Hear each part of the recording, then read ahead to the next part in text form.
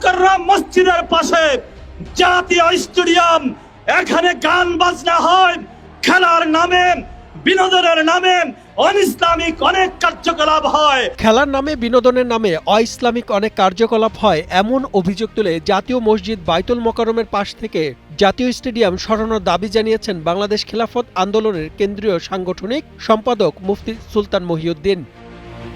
শুক্রবার পবিত্র কোরআন অবমাননাকারীর বিচার, জুলাই সনদের আইনি ভিত্তিসহ ৭ দফা দাবিতে বাইতুল মোকাররম জাতীয় মসজিদের সামনে এক সমাবেশে তিনি এ দাবি জানান।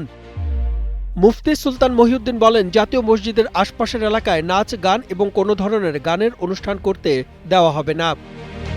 অন্তর্বর্তী সরকারের উদ্দেশ্যে তিনি বলেন, বাইতুল মোকাররম মসজিদের পাশ থেকে জাতীয় স্টেডিয়াম সরিয়ে অন্য কোথাও স্থানান্তর করতে হবে এবং স্টেডিয়ামের এই জায়গাকে সরকারি অন্য কোনো গুরুত্বপূর্ণ অফিস, আদালত স্থাপন করে কাজে লাগাতে জোর দাবি জানিয়েছেন তিনি।